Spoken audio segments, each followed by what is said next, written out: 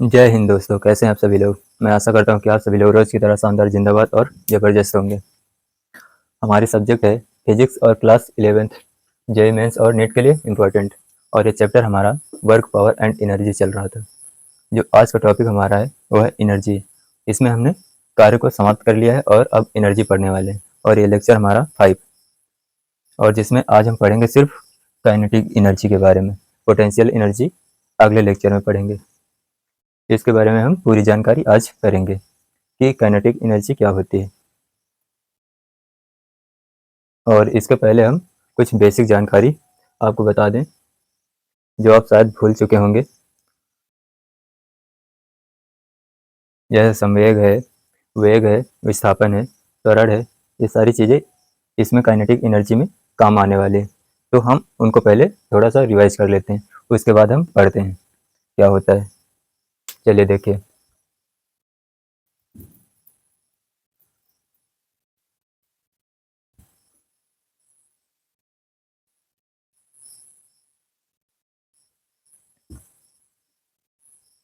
Kinetic energy को हिंदी में गतिक गतिक एनर्जी, गति ऊर्जा बोलते हैं। और पोटेंशियल एनर्जी को स्थितिज ऊर्जा। और ये गति के कारण आती है और वो उसके स्थिति में जो परिवर्तन होता है उसके कारण होता है पोटेंशियल एनर्जी।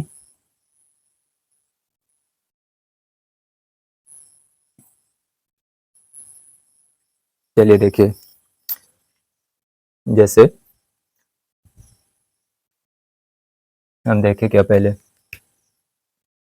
वेग होता है। जो वेग होता है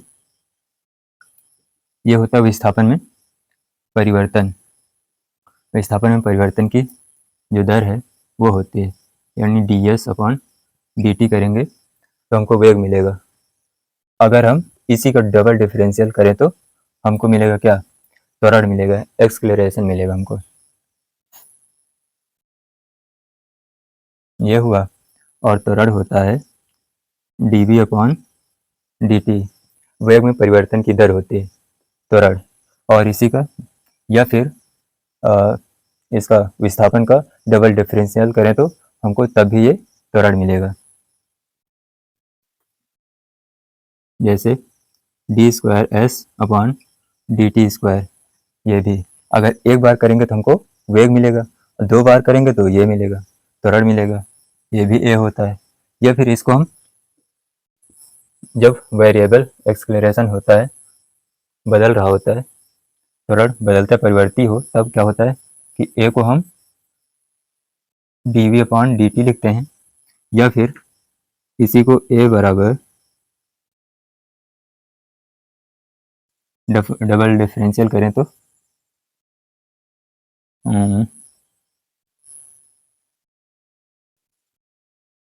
dv/dt ये करें इंटू में ds/ds।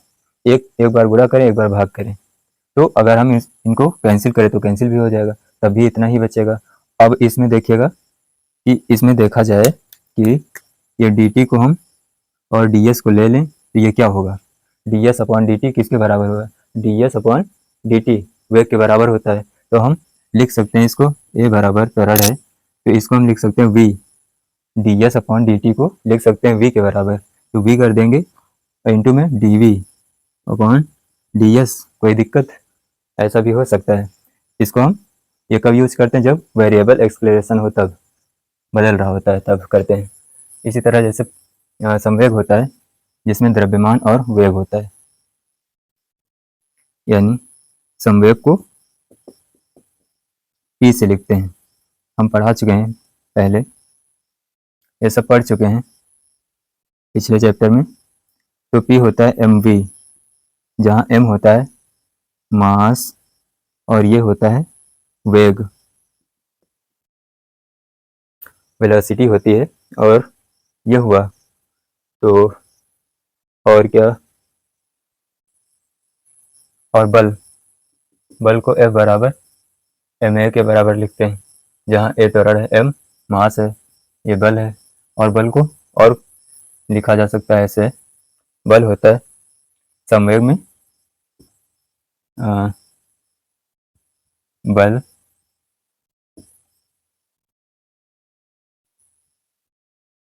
संवेग में परिवर्तन की जो दर होती है वो भी बल के बराबर ही होती है, फोर्स के बराबर। तो ये हुआ, इसको हम लिख सकते हैं F बराबर डेल्टा P अपॉन, या फिर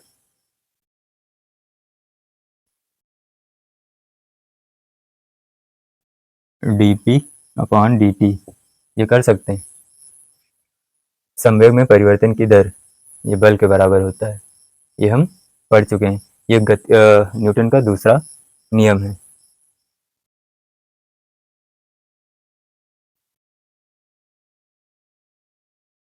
ये तो आप सब पढ़ चुके हैं पहले। तो चलिएगा अब हम आगे देखते हैं, एक थ्योरम जान लेते हैं।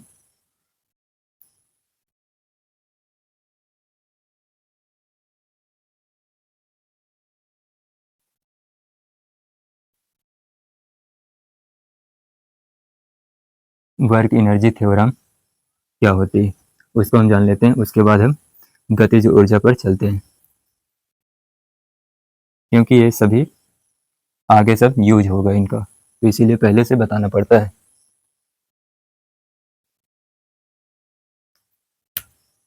कार्य ऊर्जा प्रमेय,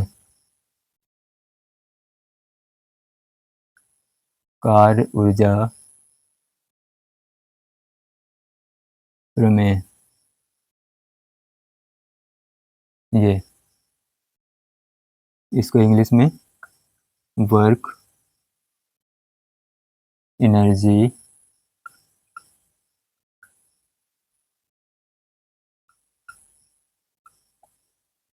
थ्योरम, इसको भी पहले जान लेते हैं।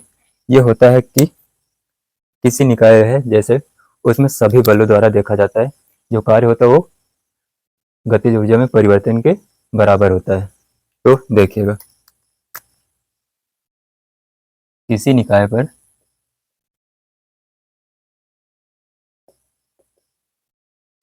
पर समस्त बलों द्वारा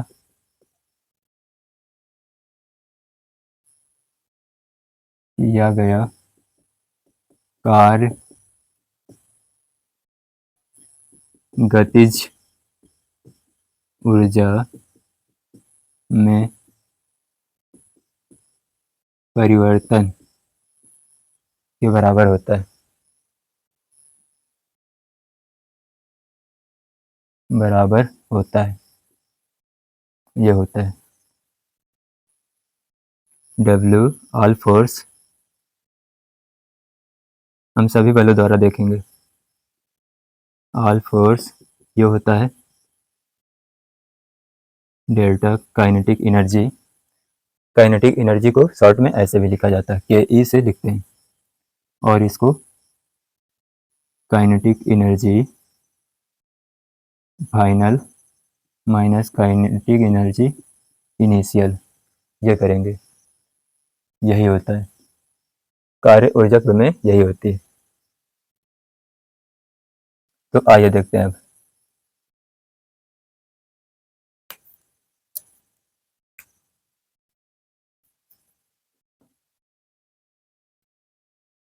गतिज ऊर्जा क्या होती है। गतिज ऊर्जा काइनेटिक एनर्जी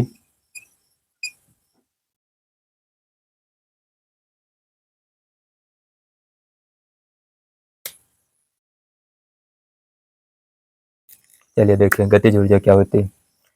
काइनेटिक एनर्जी जिसे बोलते हैं इंग्लिश में। और अभी हमने पढ़ा कि त्वरण क्या होता है, dv अपॉन dt, ये पढ़े थे। और एक पढ़े थे हम क्या, v dv अपॉन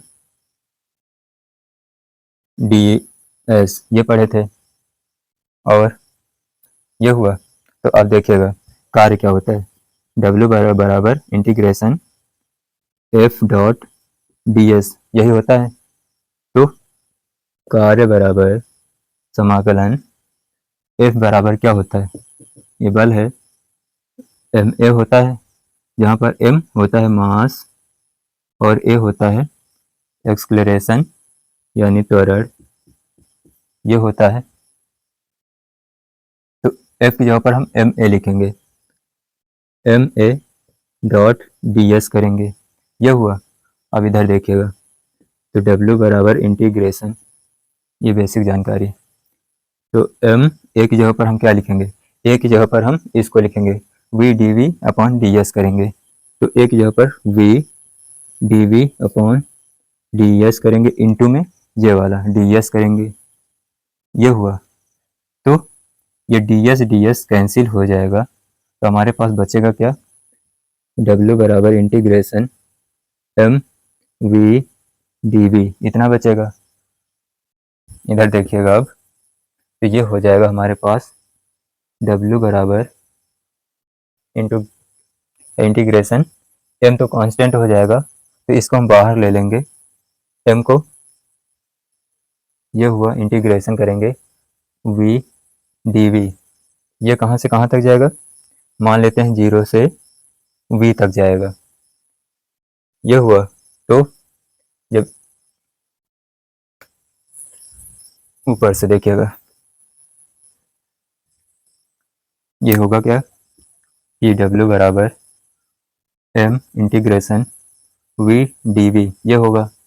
तो W बराबर ये हो जाएगा m, इसको मानेंगे 0 से v तक जाएगा, तो जब इसका इंटीग्रेशन करेंगे तो ये होगा v स्क्वायर अपॉन 2, ये होगा 0 से v, ये हुआ।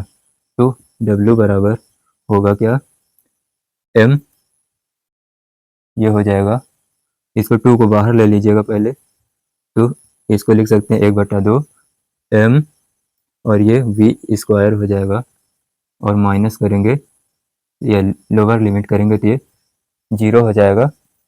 तो ये हो जाएगा W बराबर 1/2 एम वी स्क्वायर, ये होगा। यही हमको निकालना था। ये होता है जो W होता है, जो कार्य, ये काइनेटिक एनर्जी के बराबर होता है, काइनेटिक एनर्जी के बराबर। इसीलिए हमने पहले इसको बताया कि जो कार्य होता है ऑल फोर्स के द्वारा, वो काइनेटिक एनर्जी में परिवर्तन के बराबर होता है। तो kinetic energy half M V square के बराबर होता है। और इसको हम, जो ऊर्जा है इसका मात्रक जूल होता है।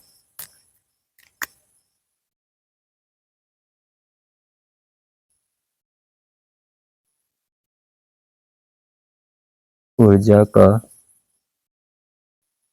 मात्रक जूल होता है, ये आप नोट कर सकते हैं। अच्छा है, ये गतिज ऊर्जा। अब हम एप्लीकेशन, इसका एप्लीकेशन देख लेते हैं।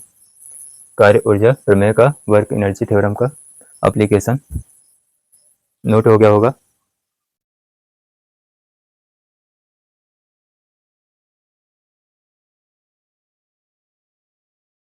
चलिए देखिए,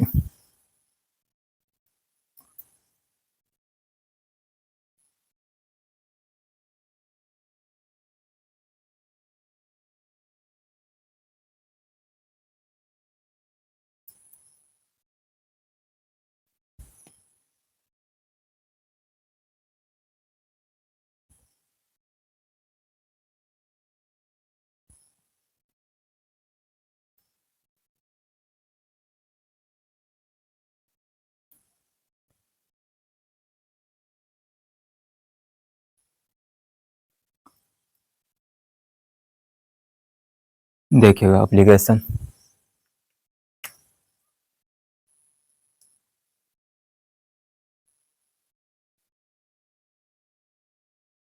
एप्लीकेशन ऑफ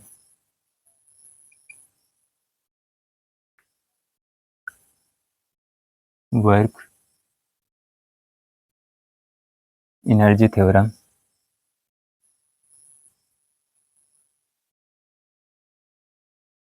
देखिएगा, जैसे मान लीजिएगा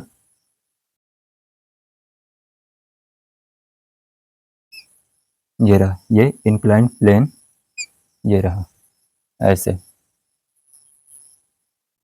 और इसकी हाइट हम मान लेते हैं कितनी, h, और ये लंबाई इसकी l मान लेते हैं। और एक ब्लॉक है यहाँ पर एक ब्लॉक है जो रेस्ट में है अभी, u बराबर 0 से, ये रेस्ट में है अभी।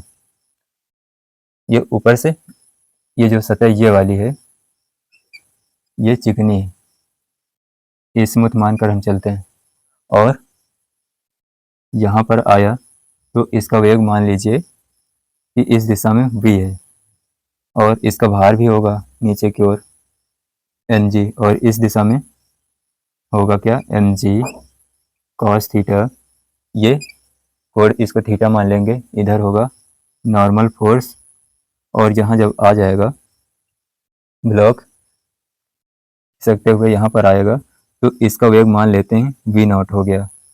तो जब ये फाइनल स्टेट पर पहुंचा, ये फाइनल स्टेट और ये इनिशियल स्टेट, और हमको निकालना क्या है कि जब ये ब्लॉक ऊपर से नीचे आ गया तो अंतिम इसका वेग क्या होगा, तो v0 हमको फाइंड आउट करना है। तो देखिएगा कैसे होगा कि हमने पढ़ा कि समस्त बलों द्वारा किया गया किसी निकाय पर कार्य काइनेटिक एनर्जी के परिवर्तन के बराबर होता है। तो W ऑल फोर्स ये होता है kinetic energy final minus kinetic energy initial, यही हमने पढ़ा है। तो हम सभी बलों द्वारा कार्य देखेंगे। तो ये वाली सरफेस हम चिकनी मानकर चलेंगे, तो नॉर्मल फोर्स हमारा वैसे भी काम करेगा, लेकिन कार्य क्या होता है, कार्य वो होता है जो बल गुणे बल की दिशा में उस बिंदु का विस्थापन जिस बिंदु पर बल लग रहा है, तो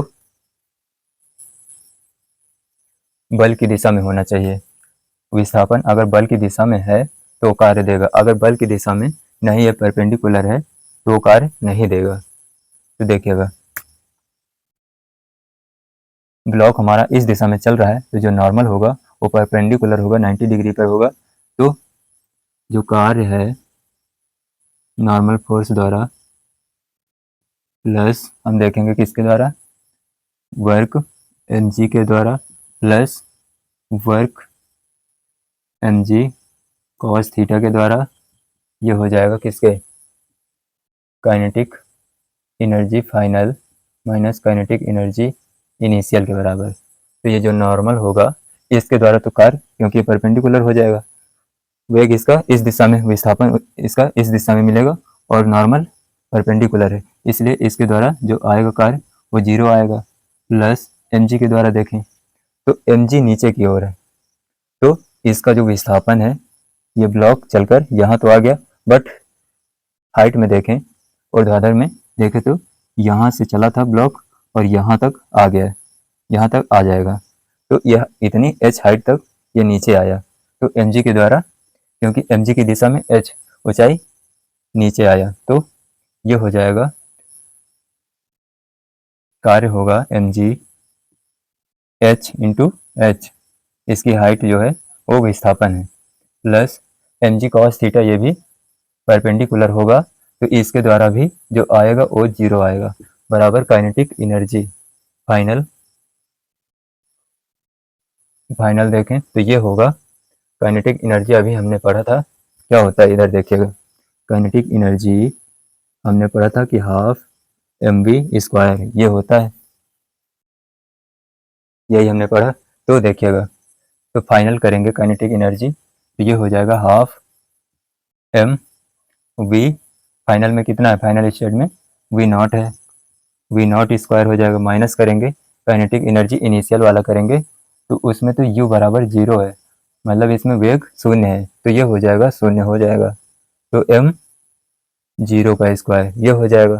तो हमारे पास जो बचेगा mgh बराबर half mv square, mv not square हो जाएगा, और ये भी पूरा 0 हो जाएगा। तो ये 2 को हम इस तरफ भेज देते हैं और m नीचे आ जाएगा डिवाइड में, तो ये हो जाएगा क्या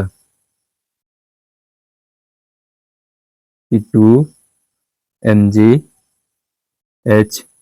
ये हुआ अपॉन m करेंगे, m से तो m कैंसिल हो जाएगा, तो हम m से m कैंसिल कर देते हैं, तो ये हो जाएगा, ये 2 इधर आ जाएगा, 2gh हो जाएगा, और v नॉट करेंगे, ये v नॉट स्क्वायर हो जाएगा, तो v नॉट निकलेगा हमारे पास, रूट आएगा, स्क्वायर हटाएंगे तो रूट आएगा 2gh। ये हमको इतना वेग मिला मीटर पर सेकेंड, इतना वेग हमको मिलेगा। ये रहा इसका एप्लीकेशन वर्क एनर्जी थ्योरम का। देख सकते हैं वेग आपको निकालना है तो ऐसे निकालेंगे कि हम सभी फोर्स द्वारा देखेंगे कार्य, पहले जिन बलों द्वारा कार्य निकलेगा उनके द्वारा हम उनको ऐड कर लेंगे कार्य को, और काइनेटिक एनर्जी में परिवर्तन के बराबर कर देंगे, तो ये हमको मिल जाएगा, वेग मिलेगा। तो नोट कर लीजिएगा।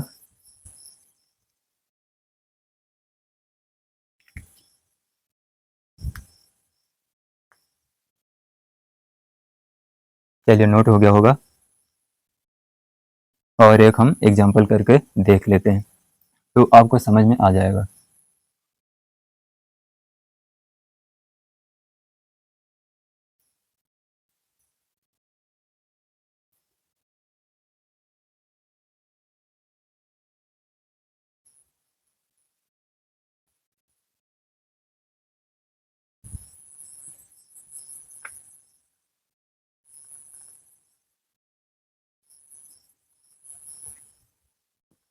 चलिए देखिएगा।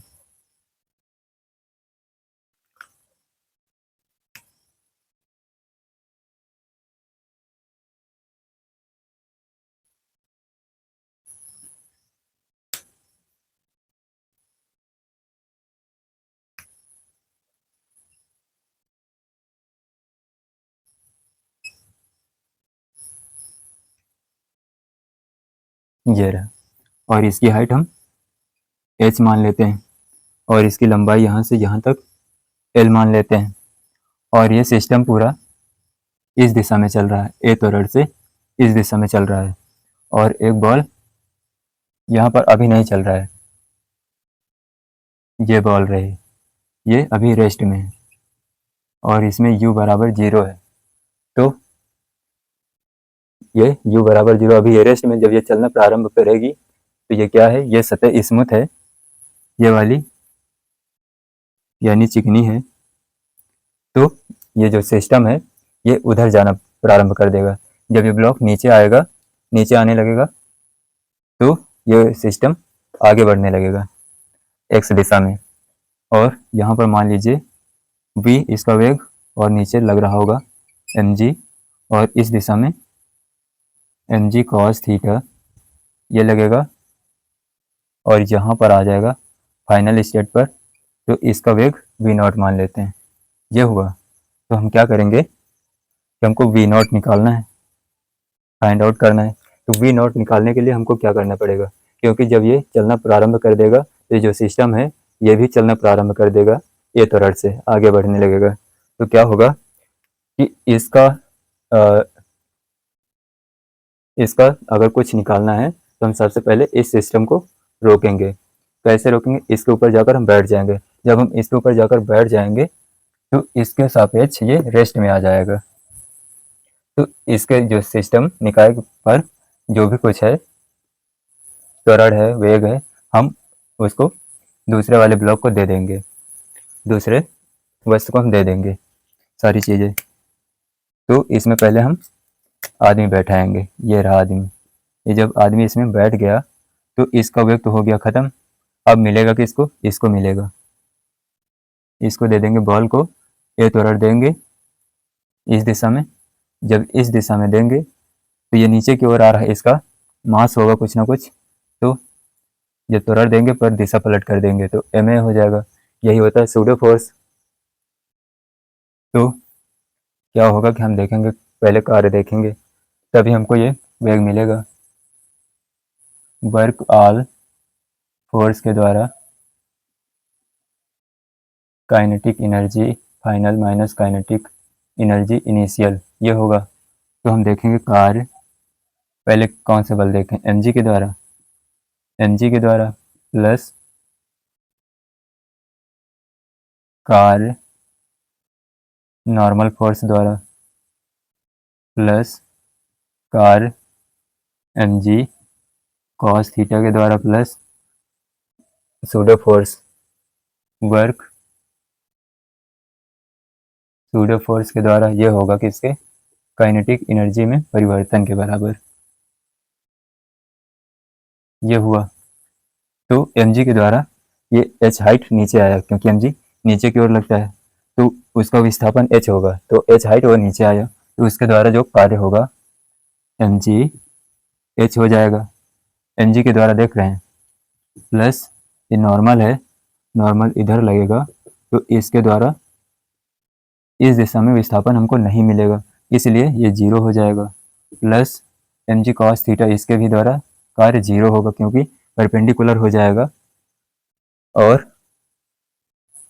जो आप देखेंगे सूडो फोर्स उस दिशा में लग रहा है, माइनस एक्स दिशा में लग रहा है एम ए, तो ये हो जाएगा सूडो फोर्स, बल कितना है एम ए, और इसकी जो विस्थापन है एल, ये विस्थापन है क्योंकि यहाँ से यहाँ आया, तो एक्स दिशा में जो विस्थापन यहाँ से यहाँ हुआ एल है, इंटू में एल करेंगे बराबर kinetic energy final minus kinetic energy initial, ये करेंगे तो एम जी एच ये हुआ प्लस एम ए एल ये हुआ बराबर काइनेटिक एनर्जी फाइनल।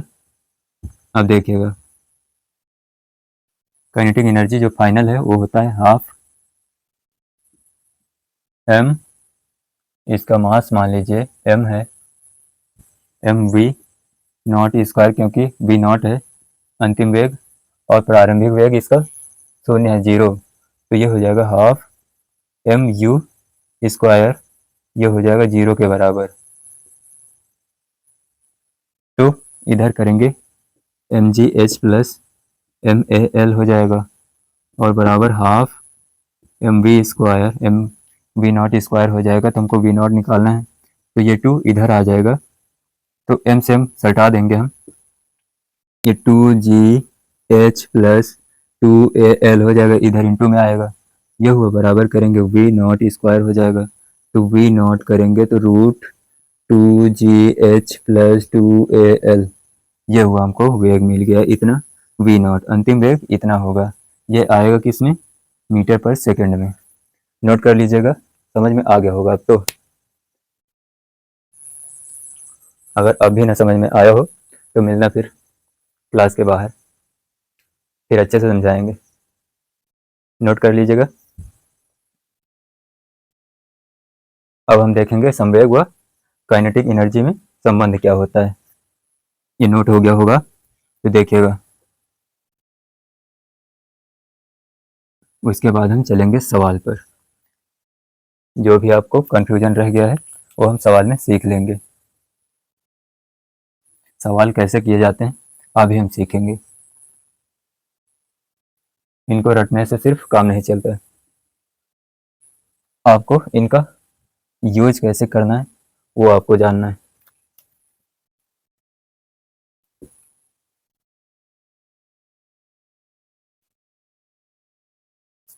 चलिए देखिएगा,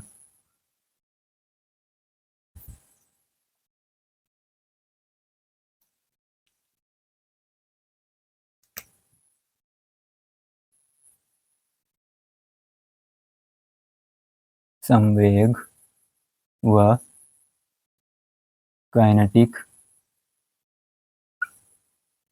एनर्जी में संबंध क्या होता है ये जानेंगे। तो देखिएगा काइनेटिक एनर्जी अभी हमने पढ़ा है कि हाफ एम वी स्क्वायर होता है, kinetic energy half M V square के बराबर होता है, और संवेग क्या होता है, संवेग को पी से लिखते हैं, पी बराबर एम वी होता है, ये होता है। तो हम क्या करेंगे, जो काइनेटिक एनर्जी है, संबंध देख रहे हैं, संबंध कैसे निकालते हैं इसका, या फिर काइनेटिक एनर्जी में इसको रख दें पोटेंशियल एनर्जी को, या फिर काइनेटिक एनर्जी में इसको संवेग को रख दें, या फिर काइनेटिक एनर्जी को संवेग में रख दें, तो वही उसमें संबंध हो जाता है। तो ये होता है हाफ mv स्क्वायर है। तो इसमें देखिएगा mv है, तो इसमें अगर ये p हमको करना है, संवेग बनाना है, तो हम क्या करेंगे कि इसमें ये v स्क्वायर है, तो एक और m हो जाए इसमें, तो m स्क्वायर v स्क्वायर हो जाएगा, तो ये p स्क्वायर हो जाएगा। तो उसको बनाने के लिए हमको एक m से गुणा करना पड़ेगा और एक m से भाग करना पड़ेगा। जब इसको ये करेंगे तो ये हो जाएगा kinetic energy m square v square upon ये वाला 2, ये m एक रिलेशन, तो ये हो गया। इसको हम लिख सकते हैं ऐसे कि m स्क्वायर v स्क्वायर को हम p स्क्वायर लिख सकते हैं, अपॉन में 2m कर सकते हैं। ये संबंध हो गया। इसको आपको याद रखना है, कब तक, सदियों तक इसको याद रखना है। यह हुआ एक संबंध। दूसरा हम देख लेंगे कि यही होगा कि काइनेटिक एनर्जी में जब परिवर्तन हम करेंगे, कि काइनेटिक एनर्जी में परिवर्तन करेंगे तो इधर भी संवेग में भी परिवर्तन करेंगे, तो डेल्टा पी कर देंगे, delta P square upon 2m कर देंगे, एक संबंध नीचे निकलेगा। और इसको ऐसे लिख सकते हैं, kinetic energy final minus kinetic energy initial, ये होगा delta P square upon 2m, ये हुआ। और इसको आप लिख सकते हैं क्या, W कार्य। अभी हमने पढ़ा था कि वर्क एनर्जी थ्योरम में काइनेटिक एनर्जी में जो परिवर्तन होता है वो कार्य के ही बराबर होता है, तो हम इसको W के बराबर भी लिख सकते हैं। तो आपको इसे भी याद रखना है। एक ये निकला हमारे पास, ये हो गया।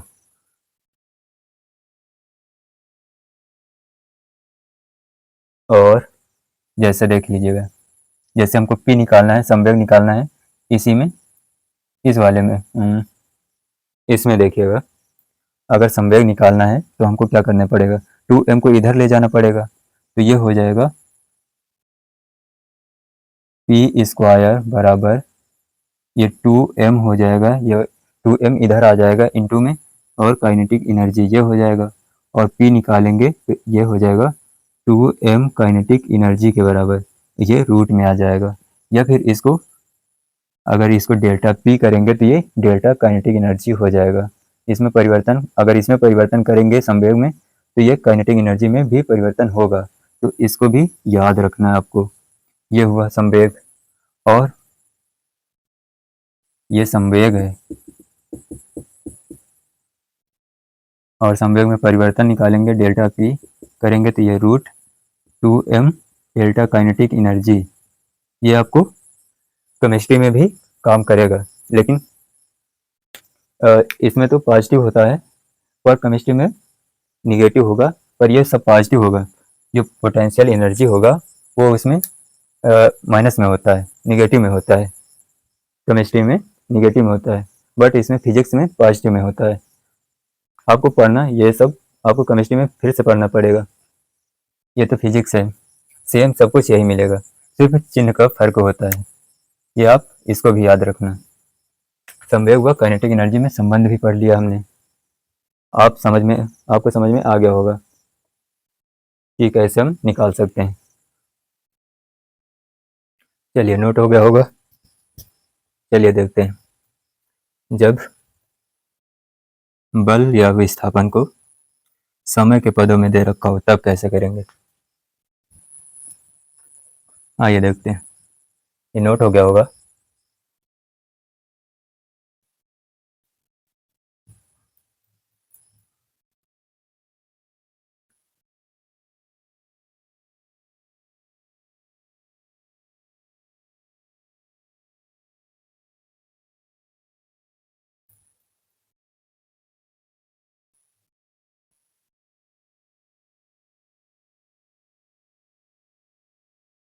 चलिए देखिए कि जब समय के पदों में बल और विस्थापन को दे रखो तब क्या करेंगे। विस्थापन हो या फिर बल कोई भी हो तो हेडिंग हमारी होगी क्या, बल या विस्थापन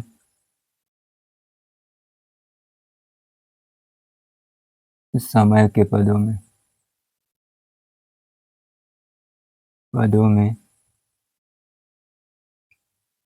दिया हो तो तब देखेंगे। मान लीजिए कि हम F बराबर 90 मान लें, ये हुआ तो हमको कार्य निकालना है। तो कार्य होता है हमारा W बराबर इंटीग्रेशन F डॉट dx होता है, ये होता है।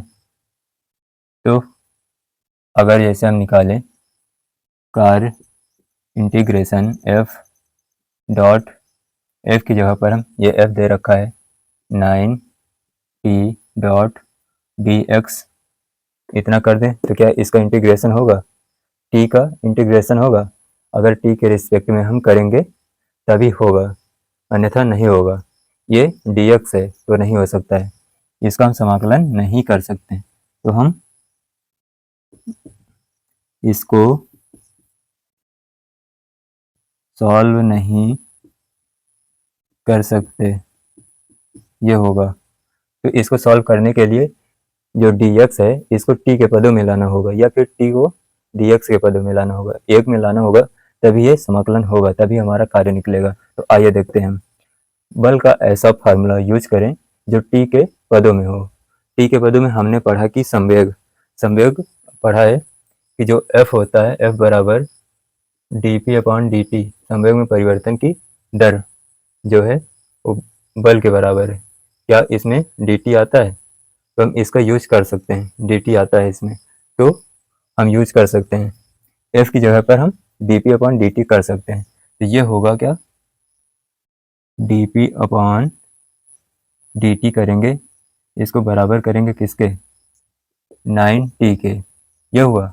अब ये dp is equal to 9t, ये dt को इधर लाएंगे तो ये dt हो जाएगा। तो हम दोनों पक्षों का समाकलन करेंगे। जब समाकलन करेंगे तो इधर का ये अवकलन समाकलन को खा जाएगा, इधर का बचेगा तो ये हो जाएगा p, ये हुआ। तो ये हो जाएगा कितना, ये 9 है और ये t है तो t स्क्वायर हो जाएगा अपॉन 2 हो जाएगा। तो ये हो जाएगा t स्क्वायर अपॉन 2, ये इतना हुआ, ये हुआ। तो p बराबर 9t स्क्वायर अपॉन 2, ये इतना हो गया। तो ये p निकला हमारे पास, जो हमें कार्य चाहिए। तो कार्य क्या होता है, कार्य निकालेंगे तो वो होता है W बराबर ये p का स्क्वायर अपॉन 2m होता है। तो इसका स्क्वायर कर देंगे पूरे का तो ये हो जाएगा, ये p है तो हमको p स्क्वायर चाहिए तो p स्क्वायर, ये इसमें परिवर्तन कर लीजिएगा, ये परिवर्तन करेंगे तो इधर भी होगा परिवर्तन, 0 से t अगर माने तो।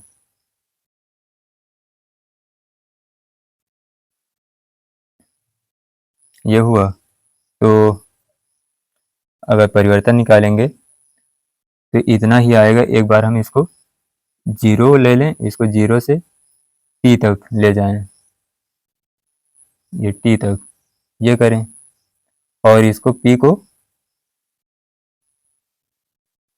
p1 से p2 करें, या फिर इसको कर दें t2 और इसको कर दें t1 और इसको भी t1 कर दें, ऐसे भी कर सकते हैं। तो ये डेल्टा p हो जाएगा, डेल्टा p निकलेगा, ये इतना तो आ जाएगा, ये t2 हो जाएगा, t1 हो जाएगा, इतना हो जाएगा। फिर डेल्टा p का स्क्वायर करेंगे, अपान करेंगे 2m, ये हो जाएगा और ये कार्य के बराबर होता है। तो ये हो जाएगा क्या, 9/2 ये T2 माइनस T1, ये पूरे का होल स्क्वायर कर देंगे हम। ये डेल्टा P हुआ और 2m ये भी कर सकते हैं, तो ये काइनेटिक एनर्जी भी कर सकते हैं इसको। और इसको हम दूसरे तरीके से निकालें, जैसे दूसरा तरीका हम अपनाएं तो ये मान लीजिएगा दूसरा तरीका कि F बराबर 90 दे रखा है, तो इसको P1 से P2 ना मानकर डायरेक्ट ही माने, तो हम निकालेंगे क्या, dp/dt ये करेंगे 90 हो जाएगा, और ये P dp बराबर 90 dt ये करेंगे, समाकलन कर देंगे, समाकलन अवकलन को खा जाएगा, और इधर बचेगा P बराबर, ये बचेगा 9/2, ये हो जाएगा T2, ये हुआ इतना। अब देखिएगा तो इधर परिवर्तन करेंगे तो वही होगा, तो कार्य बराबर डेल्टा, इसको P कर देना है अपॉन 2m कर देना है, इसको भी पूरे का स्क्वायर कर देना है, 9/2 T2 ऐसे भी कर सकते हैं। ये सब गड़बड़ सगड़ हो गया, ये अलग है पूरा,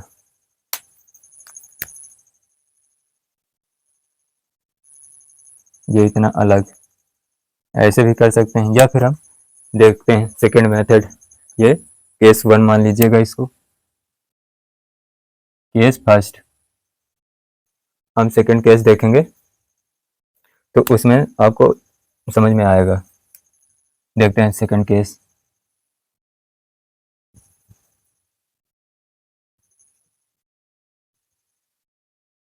हम विस्थापन को मानकर चलेंगे कि टी के पदों में विस्थापन है। इसमें तो हम समय को, वो बल को माने थे, फोर्स को, अब हम विस्थापन को मानकर चलते हैं। तो देखते हैं, जैसे विस्थापन हमारा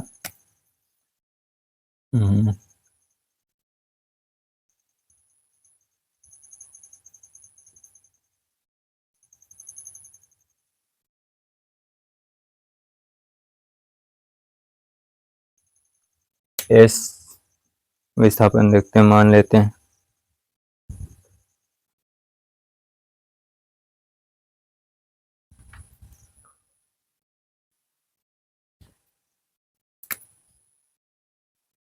एस टी, इसको मान लेते हैं कितना, टी की पावर 5/5 ये मान लेते हैं। तब देखते हैं कार्य क्या होगा।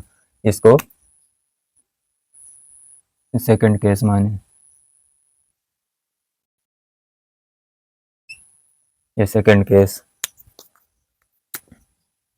तो हम इसमें क्या करेंगे कि पहले अवकलन कर लें दोनों पक्षों का अवकलन। तो अवकलन करेंगे एस का, तो ये होगा क्या, ds/dt करेंगे, तो इधर करेंगे क्या, तो ये 5 आगे आ जाएगा, तो टी की पावर 4/5 ये हो जाएगा। ds/dt होता है वेग के बराबर, और ये 5 से 5 कैंसिल, टी की पावर 4 बचेगा, ये इतना आया, वेग मिल गया। तो F बराबर क्या होता है, m a के बराबर होता है, हम इससे a निकाल लेते हैं त्वरण, तो a होगा हमारे पास F/m होगा। तो हमको ये वेग है,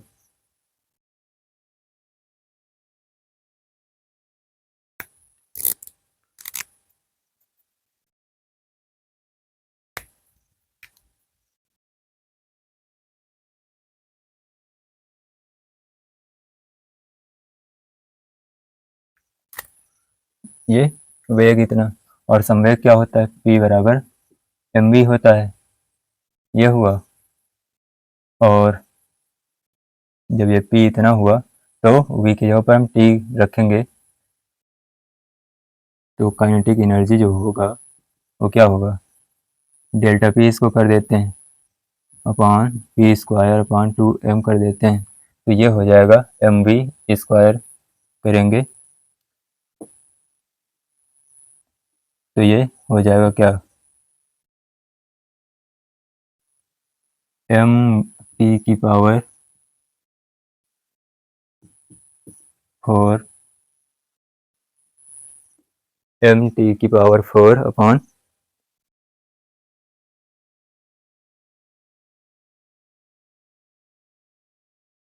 या फिर इसको इतना ही रहने दें, ये हुआ।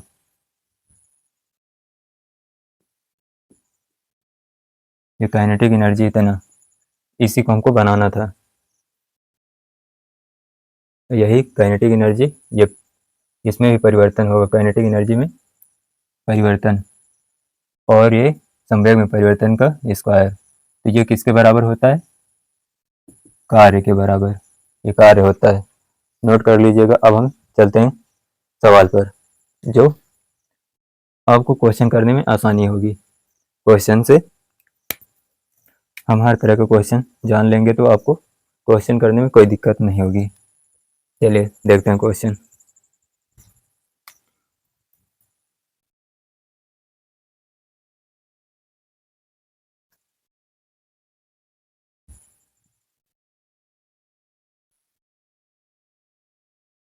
जो इसमें मास होता है वो आपको दिया जाएगा, सवाल में दिया जाएगा, उसी के अनुसार आप निकाल लेंगे।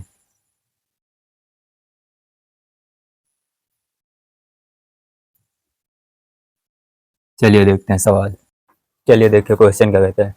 कहता है एक बॉलिंग मशीन की सहायता से एक गेंद को ऊर्ध्वाधर 20 मीटर की ऊंचाई तक फेंका जाता है, यानी ऊपर फेंका जाता है।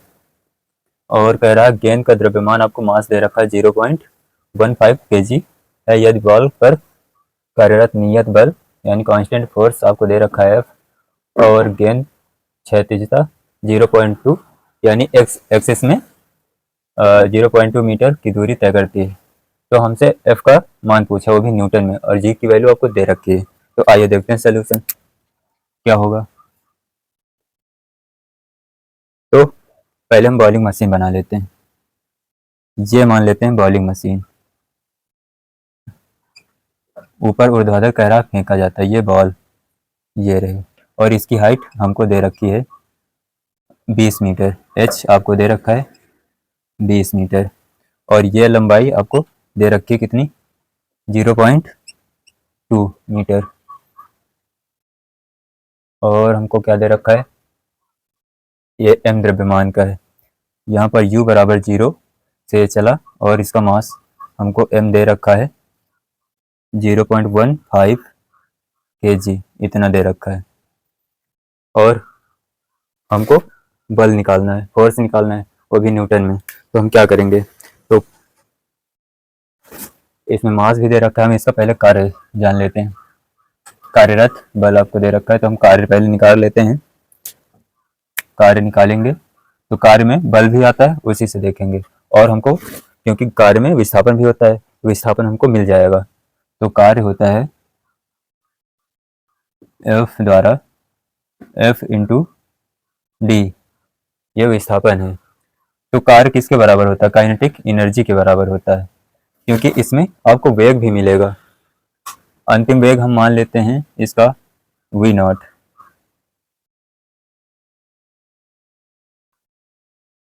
इतना, क्योंकि इसमें वेग भी, ये फेंका जाता है कह रहा है, ये फेंका जाता है मतलब उसमें वेग भी होगा।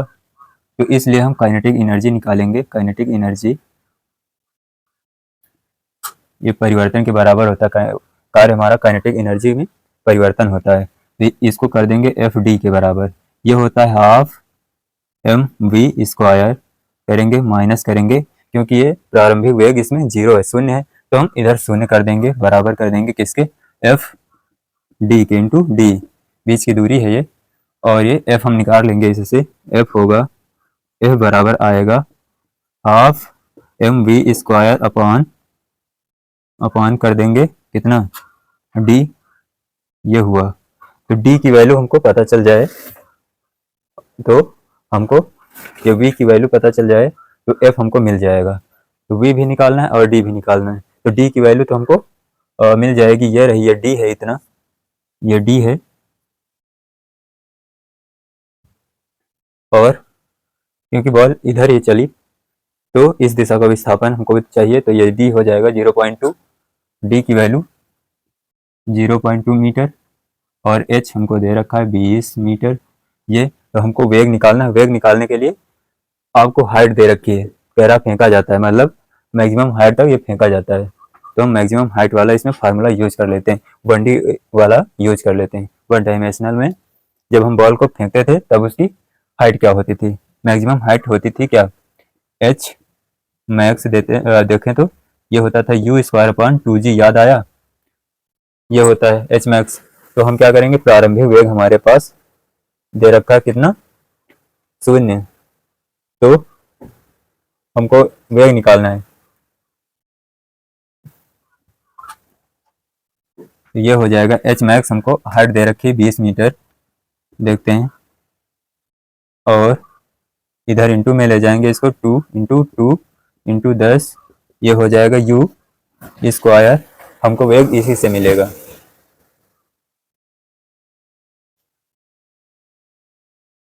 क्योंकि ये क्षैतिज में है, हमको क्षैतिज से चला था, पर इसकी हाइट, ये कुछ दूरी से चला था तो ये ऊपर जाकर यहाँ तक आया, तो इसका वेग शून्य नहीं होगा, क्योंकि जो प्रारंभिक वेग हाइट में है वो शून्य नहीं होगा, क्योंकि बॉल यहाँ से चली, यहाँ पर तो शून्य था पर यहाँ पर शून्य नहीं होगा, ये हाइट में शून्य नहीं होगा, इसलिए हम शून्य इसको यू को शून्य नहीं लेंगे। तो ये हो जाएगा कितना हमारे पास, 2 4, ये हो जाएगा 400, ये रूट में आएगा, ये रूट हुआ यू हमको इतना मिला, यानी कि ये कितना हो जाएगा, 20, u = 20। और हमारे पास क्या है, ये फार्मूला, हम इसको ऐसे ही रखना है। तो v² है तो हमको ये मिल जाएगा, इसको यहाँ पर v माने और यहाँ पर वी नॉट, तो हमको v की वैल्यू मिल जाएगी यहाँ का,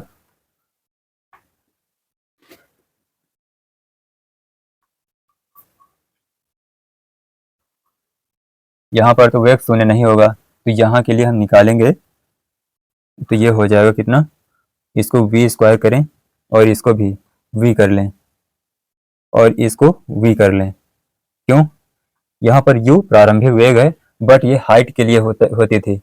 हमारे पास प्रारंभिक वेग शून्य है, वो भी क्षैतिज में, एक्स एक्सिस में, वाई एक्सिस में शून्य नहीं है, तो इसमें v है तो हम v, ये प्रारंभिक वेग हम v मान लिया इसको, तो ये हो जाएगा।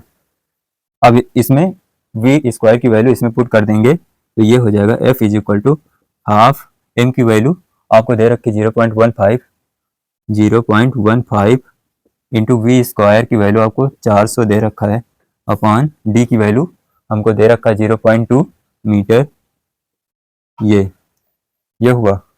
तो अब हम करेंगे कि ये दशमलव है, ये दशमलव से ये 2 0 खा जाएगा, और ये 1 दशमलव इधर है तो 1 0 ऊपर बढ़ जाएगा, और ये 4 से ये 4 कैंसिल हो जाएगा, 1 0 इस दशमलव के कारण बढ़ जाएगा, ये 15 है तो ये 150 हो जाएगा, जो F आएगा हमारे पास वो 150 न्यूटन आएगा। ये ऐसे करना था, इसको काफ़ी घुमा फिरा कर दे रखा था। समझ में आया होगा आपको, मैं आशा करता हूँ कि आपको बेटर में समझ में आया होगा। इसमें हमको मैक्सिमम हाइट निकालना पड़ेगा, क्योंकि ये खुद कह रहा है कि 20 मीटर की ऊंचाई तक फेंका जाता है, तो 20 मीटर की ऊंचाई तक फेंका जाता है, तो उसमें हमको मैक्सिमम हाइट निकालना है, तो ये मिल जाएगा।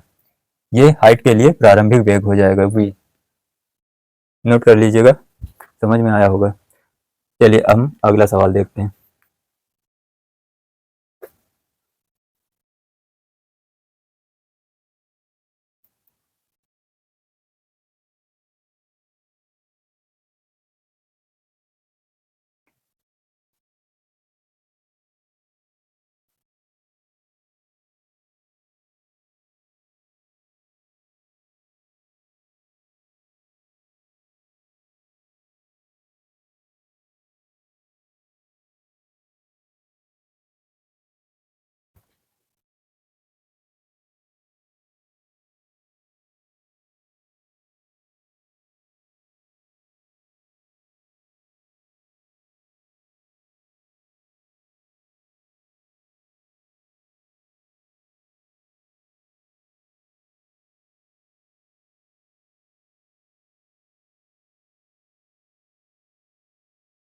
चलिए देखते हैं अगला सवाल।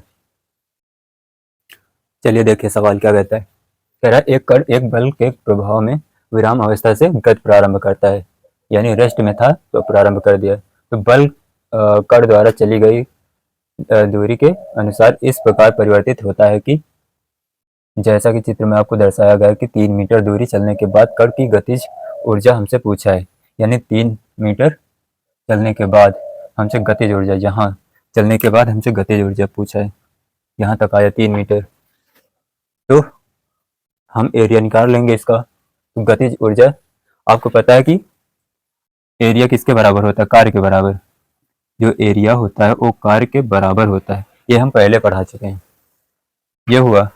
तो कार्य किसके बराबर होता है, हमसे गतिज ऊर्जा पूछा है, तो ये होता है कार्य काइनेटिक एनर्जी में परिवर्तन के बराबर। ये हुआ, ये इसके बराबर होता है। तो हम एरिया निकाल लें और काइनेटिक एनर्जी के बराबर कर दें तो हमारा आंसर मिल जाएगा। ये होता है। तो एरिया हम निकालेंगे पहले। तो एरिया निकालने के लिए पहले चलिए एरिया देख लेते हैं। एरिया इसका देखेंगे पहले। ये इसकी हाइट इतनी 2 मीटर और इधर 2 मीटर, तो ये एरिया 2 इंटू 2, ये वाला एरिया हो गया हमारे पास। ये वाला एरिया देखिएगा, यहाँ से यहाँ तक की जो दूरी है वो 1 हो जाएगी, 1 मीटर, और इसकी भी दूरी 1 मीटर, हाइट 1 मीटर। ये हुआ। और इसको भी देखेंगे, प्लस करेंगे, 1 इंटू 1 करेंगे, और प्लस ये त्रिभुज, ये 2 से 3 गया तो ये भी 1 हो जाएगा, इतना 1 होगा।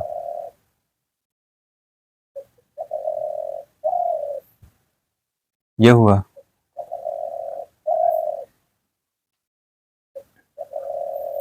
यहाँ से यहाँ गया 2 हो जाएगा, ये 2 होगा, क्योंकि यहाँ से यहाँ गया ना, ये 2 हो जाएगा। तो ये हो जाएगा 2। और ये एरिया, त्रिभुज का क्षेत्रफल होता है 1/2। इसकी लंबाई कितनी है, 1, ऊंचाई भी 1 है। ये हो जाएगा। तो एरिया हमको मिलेगा, एरिया ये हो जाएगा 4 + 2 + ये 1/2 हो जाएगा, इतना, ये 6 हो जाएगा, प्लस हाफ करेंगे तो 6.5 हमारे पास आएगा, 6.5 एरिया, इतने जूल एरिया हुआ। तो एरिया किसके बराबर, काइनेटिक एनर्जी के बराबर हम कर देंगे तो हमको गतिज ऊर्जा मिल जाएगी। ये कह रहा है प्रारंभ विराम अवस्था से गति करता है, प्रारंभ करता है गति को, तो जो प्रारंभिक वेग हमारे पास u होगा वो 0 होगा। तो इसलिए इसको एरिया को हम एरिया बराबर kinetic energy final minus kinetic energy initial, यही करेंगे। तो इनिशियल तो 0 हो जाएगा। तो एरिया हमारे पास 6.5 दे रखा है, काइनेटिक एनर्जी हमसे यही पूछा है, काइनेटिक एनर्जी। तो काइनेटिक एनर्जी फाइनल, और ये 0 कर देंगे तो ये इतना ही आएगा। जो काइनेटिक एनर्जी फाइनल है वो हमारे पास आएगा 6.5 इतने जूल। ये हमारा आंसर हो जाएगा, क्योंकि गतिज ऊर्जा कौन सा पूछे, 3 मीटर चलने के बाद वाला, पहले वाला नहीं पूछे। तो पहले तो वैसे 0 हो गया, नोट कर लीजिएगा। अच्छा सवाल नोट हो गया होगा। हम चलते हैं अगले सवाल पर। चलिए देखिएगा अगला सवाल, नोट कर लिया होगा। चलिए देखते हैं अगला सवाल।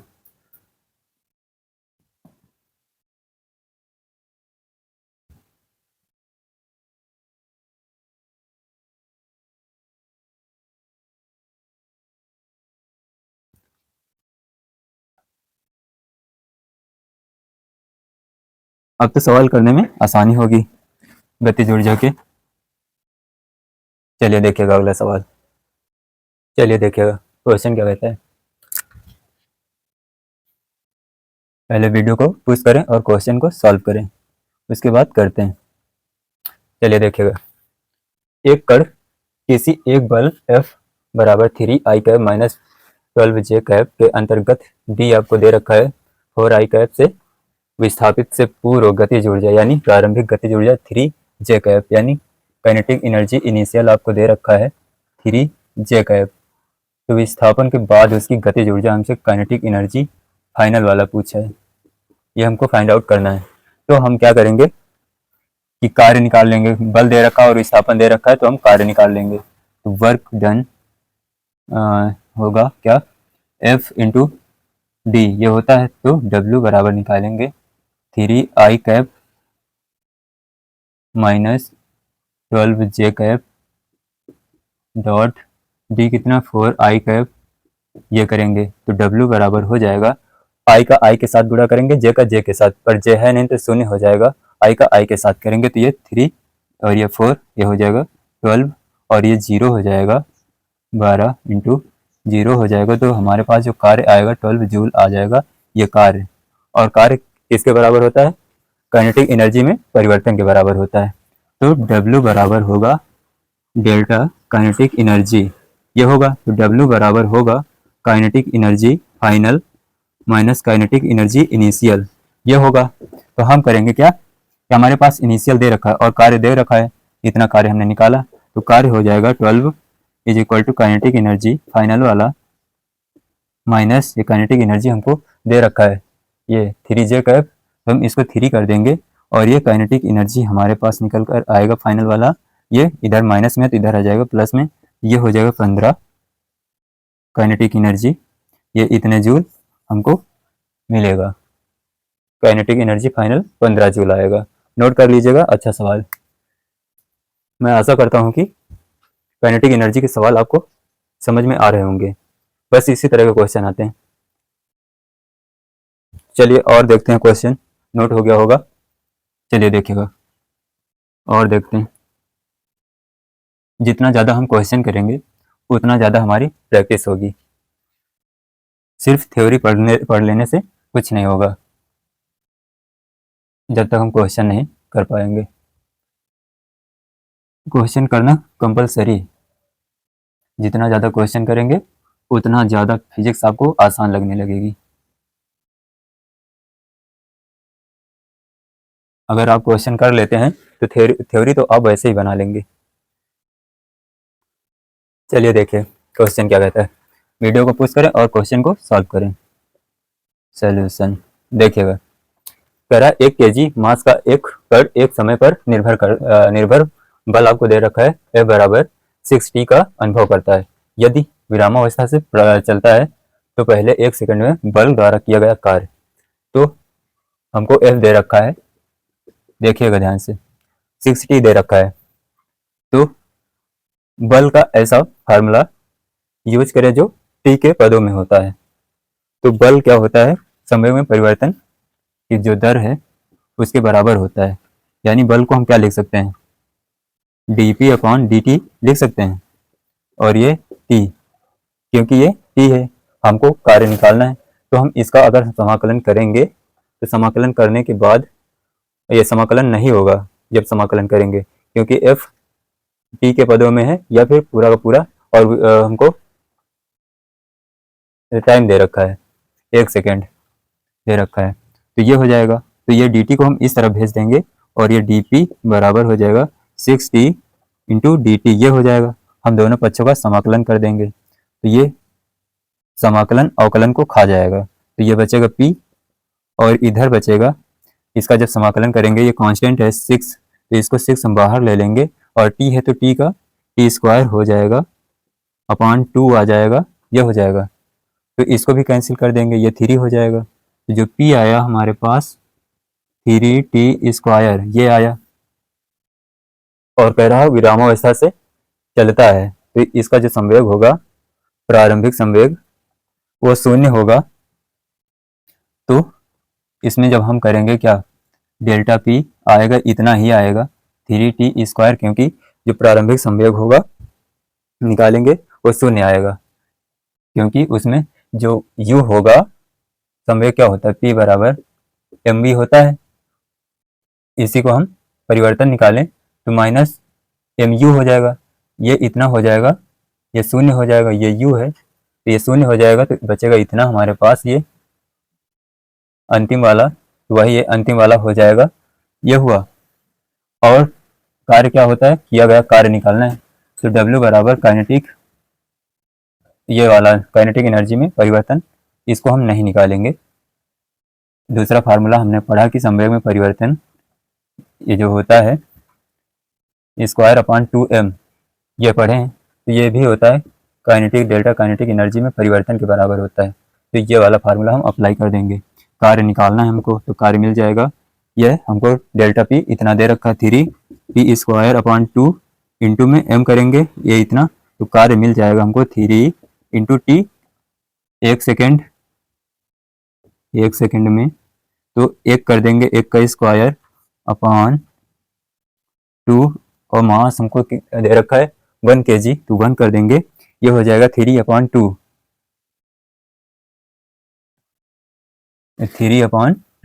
हो जाएगा। ये इतना नहीं होगा, 1 मिनट, ये संवेग है, ये टोटल होगा, ये संवेग ये इतना है और इसका संवेग का ये पूरे का स्क्वायर होगा, ये इतने का 3t का स्क्वायर हो जाएगा, 3t स्क्वायर का स्क्वायर हो जाएगा। ये तो इतना है ही बट इसका भी स्क्वायर होगा, ये हुआ। तो अब हम करेंगे क्या, 1 का स्क्वायर ये पूरे का होल स्क्वायर बनाएंगे, ये होल स्क्वायर हो जाएगा, अब हो जाएगा।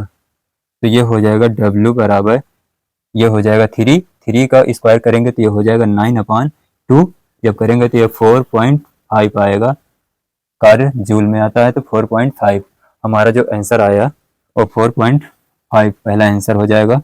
तो W बराबर 4.5 जूल, ये इतना हमारे पास कार्य निकल कर आया। ऑप्शन हमारा फर्स्ट हो जाएगा राइट। नोट कर लीजिएगा, समझ में आया होगा कैसे करना है। चलिए हम इसी के साथ अब लेक्चर को समाप्त करते हैं। अब पढ़ेंगे हम संरक्षी बल, असंरक्षी बल क्या होगा और उसके बाद हम पोटेंशियल एनर्जी के बारे में चर्चा करेंगे। सिर्फ आज हमने जाना कि काइनेटिक एनर्जी क्या होती है, उसके क्वेश्चन किए, तो आपको बेटर में समझ में आया होगा। अगर वीडियो अच्छा लगे तो वीडियो को लाइक करें, कमेंट करें और दोस्तों तक शेयर करें और सब्सक्राइब कर लें ताकि हमारा वीडियो जल्द से जल्द आप तक पहुँच सके। Thank you for our, take care.